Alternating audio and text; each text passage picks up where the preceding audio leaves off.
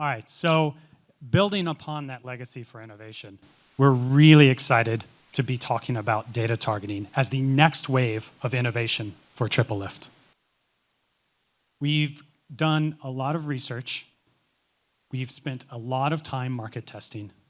And today I'm really excited to announce the US general availability of our brand new audience targeting product we call TripleLift Audiences. TripleLift Audiences, woo! Yeah. TripleLift Audiences is the audience targeting and addressability solution for the modern, more private internet. What does that mean? Let's find out. So we did a lot of work to benchmark the market before we ever brought this product to market. I'm going to share a little bit of our research with you today. We're going to talk about how TripleLift Audiences compares, and then we're going to talk about how it works, because it is really unique and different relative to what most audience solutions do. So diving in, let's start with cost. According to the Winterberry Group, did a study in 2023, $8.3 billion in total was spent on ad targeting data in 2023. And we've learned from our clients that there's about $1.50 CPM per segment, and that some brands will spend as much as 30% of their total media budget on audience targeting.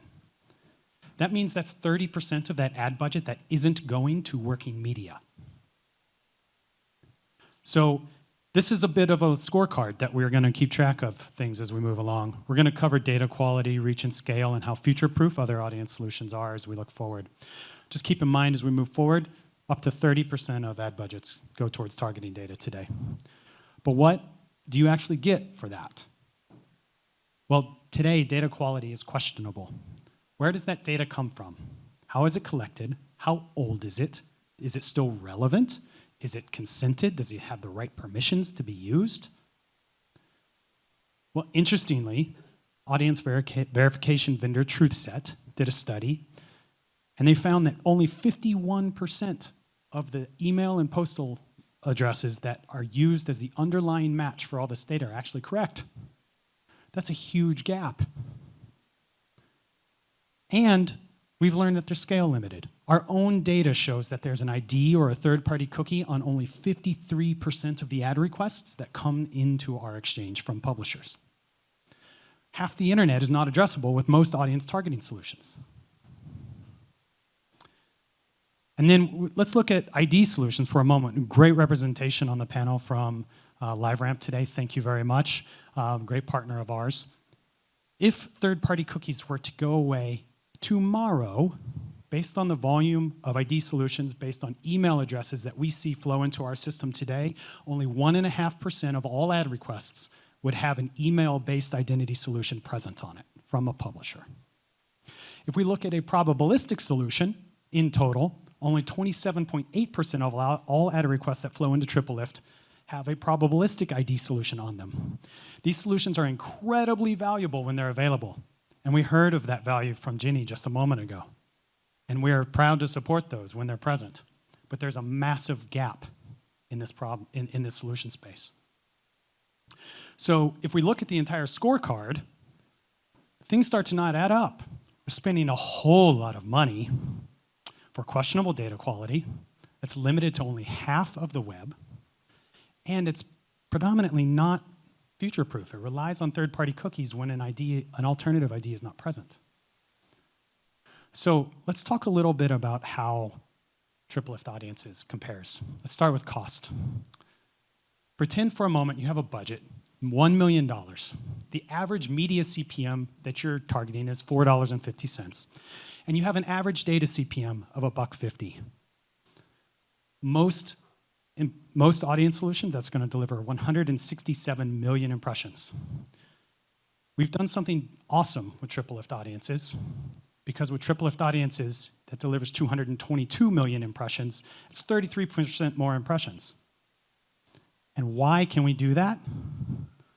Well, this one's simple. No data fees. There's no extra data cost for using TripleLift Audiences. It's not added into the media. It's not tacked on as a separate fee somewhere else. It's just included, period. So how is this possible? How is it possible for us to be able to do this? Well, We went on a journey as part of our learning journey when we did all the research that we did, and we had 3 insights that came out of that. Insight 1 is that actually publisher first-party data is the largest single source of data on the internet. Every publisher has it. It works in every browser environment. It works on mobile. It works everywhere. The second insight is that there's been tremendous advancements in natural language processing, machine learning, and AI in the last several years. And we believe that it's untapped for generating audience solutions. And insight 3 is that addressability is actually a spectrum, from ID-less, where no IDs exist at all, to cross-domain IDs, which is where third-party cookies live. And that is where the industry's been focused on in this spectrum for a long time, and we've not really paid as much attention to the rest of that spectrum. So in response to this, we actually went out in 2022 and acquired a Zurich-based first-party data platform called OnePlusX. Amazing company, amazing technology, masters of AI, machine learning, even LLMs before they became popular. For those of you that don't know large language models, the same kind of things use the power of stuff like ChatGPT. And they have helped us create a new solution that marries the capabilities of a first-party data publisher DMP with our SSP.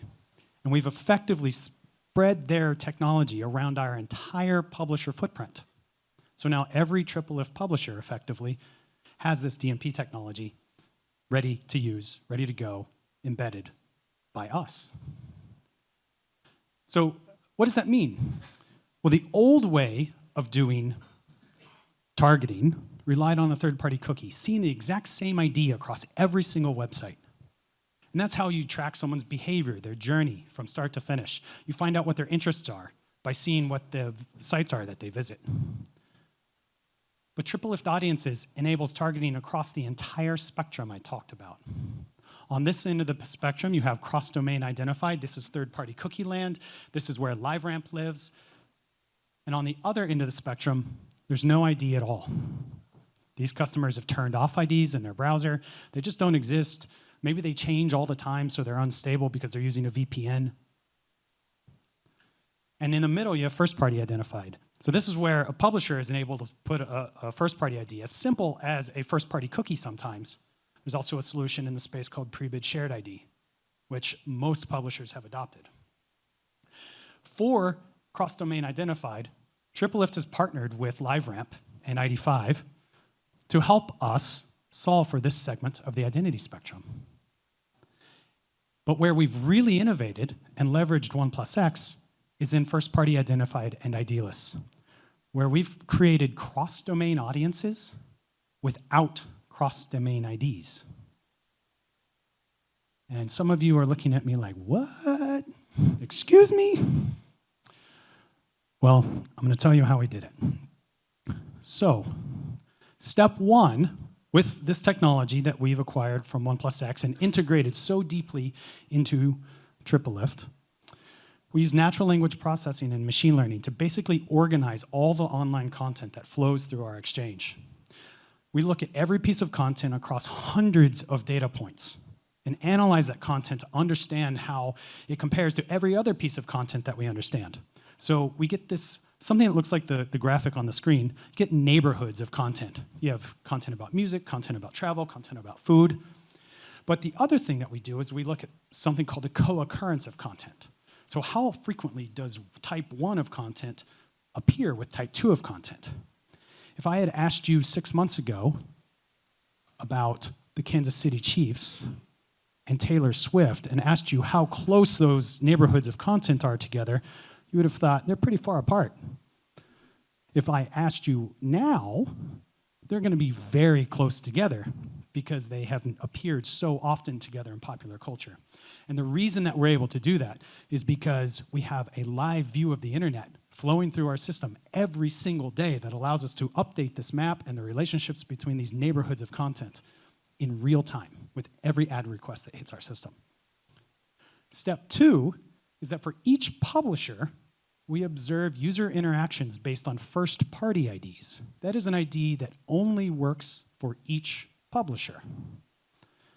And so we now have profiles, just like we do with third-party cookies, except they're built on a per-publisher basis instead of being across the entire internet.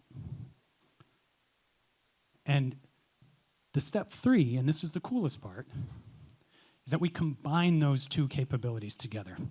And this graphic is somewhat of a visual representation of kind of what's happening. The colored areas are all of the content neighborhoods that come together, and our system figures out how they come together, and it figures out the relationships from them in terms of how close they are together and how kind of spatially oriented they are against one another. But then what we do is we take those first-party data profiles and figure out where those people that are visiting those neighborhoods exist within those neighborhoods. So I'm sure if you live in a city, there's certain areas of town that you tend to go because you like the restaurants or you like the way the houses are designed or something like that. Same thing happens here. People visit certain kinds of content. We use this to create a model that we can then bounce any other piece of content against. So we say, given any page on the internet, we can hit it against this model and predict the audiences that are likely to come out the other side. Thus, cross-domain audiences without cross-domain IDs. Yeah! It's an amazing feature. We've presented this hundreds of times now, I feel like, and nobody else is doing it this way. And it is really cool, and it leverages the latest technology. And because there's no cross-domain IDs, everything's isolated per publisher, it is more privacy-friendly than the existing system. And because it's based on content, it scales. TripleLift Audiences today is scaled to 90% of the ad requests that flow through our system. 30 billion daily impressions, more than 13 billion pieces of content, and 1 billion first-party consumer profiles, which is incredible.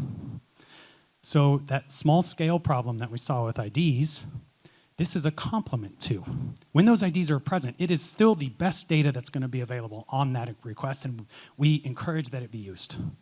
When that data is not available, this is the answer. The way that this works is as a deal ID that you buy from TripleLift today. We have 1,300 plus off-the-shelf segments, including age and gender predictions, behavioral interest segments. These are made because we observe those first-party IDs and the way that they move around those publisher websites. So it's actually real observations of people's real movements. Of course, there's contextual segments. There's a special kind of category that we call a purchase intent segment that's really focused on a certain type of content on the web using the smarts of 1+X. And we have conquesting segments. Think of these as like you're going to buy your competitor's keywords in AdWords. But you can target content about your competitor to show an ad on those pages. Since we started testing this back in July of this past year, more than 50 brands have run TripleLift Audiences, and we have a 90% quarter-over-quarter campaign renewal rate, which is a strong signal that folks are liking what is happening here. But don't just take my word for it. Let's compare side by side, and we'll get to some results here in a moment. So TripleLift Audiences has no data fees. It's scaled because of first-party publisher data and our AI predictions, and every segment has a 30-day refresh. So no segment membership is more than 30 days old unless somebody has visited another page and reset the timer, which means data is fresh. It works on 90% of the web today in all browser environments. Cookies or no cookies, IDs or no IDs. And no cross-domain IDs are required, but they're valuable when they're there. But more so, we support custom brand segments. So if you have your own definition for what a segment means to you, you tell us that, we're going to build it just for you, and you can use it within a couple days. We support first-party data match. So if you want to bring your own ramp IDs or ID5 IDs into our system, fantastic. We will go target against those exact IDs that we see out across our entire publisher footprint. But what we also do is support what we call an act-alike audience. An act-alike audience is similar to a lookalike, but on a lookalike, you might say, does it have segment 1 and does it have segment 2? Okay, it looks like it. But what we actually do is, because we're using first-party IDs, we can observe the frequency and recency of those segments as well, and thus have the ability to say that someone actually behaves like someone else because they have visited the same kind of content X number of times within the Y last days, 3 times in the last 30 days, or like whatever it is. So it's more advanced, more precise than a simple lookalike. Case studies. I said we've run with more than 50 brands. I've just cherry-picked a few here, but they all show similar things. For a financial services company, we actually delivered 3x more impressions than they were expecting for their scale, 60% more efficient CPM, and 25% higher click-through rate. For a consumer electronics brand, we hit 25% lower data fees. That means they were spending 25% of their ad budget on data before. They don't have to spend that with us, because it's just bundled in, and they put that right back into reaching more customers with more impressions. And then for a big box retailer, we delivered 28% more efficient CPM. Why is this all possible? It's possible because we're serving against all impressions available to us across the entire internet, not just on the half of the web where there is an ID. Part of that is because those ID-less impressions today are undervalued in the market. You talk to a publisher and they'll tell you, yeah, I'm getting almost $2 CPM for an impression on Chrome. That exact same impression in Safari might be 10 cents at the worst. So there's market dynamics here that drive this. But for publishers, it's great too. It's actually delivering 28% higher CPMs for publishers on average because it's raising the value of their otherwise ID-less inventory. So it's like a great virtuous system. Publishers win, advertisers win. It's awesome. So looking ahead for TripleLift Audiences, soon we're developing TripleLift Audiences powered signals for brands, agencies, and DSPs. This is a collaboration opportunity. If you're interested in this, if you want to work with this on this and what it looks like in the future, please get in touch. We're very happy to work with you on this. We're going to be bringing this to Europe, Canada, and Australia very soon. We'll have an off-the-shelf deals library that's available. Instead of just having to call us up all the time, there's going to be some ready to go.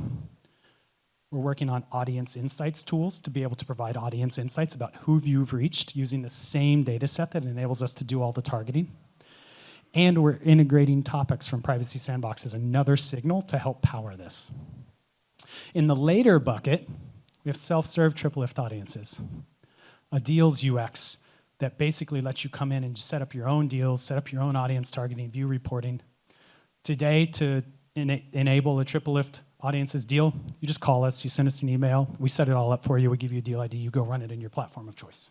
It's that simple. We have managed service available too, if you desire that. But this is a self-serve version that has been highly demanded by some segments of our customers. We're working on advanced measurement capabilities. Measurement was talked about a lot in the panel, and it's something that we have a distinct focus on because there aren't ready-made solutions for this ID-less space, but there are possibilities to be able to measure it. And then protected audience, we're actively working on that right now and participating in it. For a brand that is building protected audiences, we can port those one-to-one as an interest group into the protected audience environment. So it works in OpenRTB, and it'll work in the protected audience environment. TripleLift Audiences, to wrap here, is the audience targeting and addressability solution for the modern, more private internet. It is a better mousetrap, period. Thank you to everyone who has contributed to this over the last couple years, who have done the research and put in the work. It represents a huge part of our company. Thank you to all of you. This moment is yours. Cheers.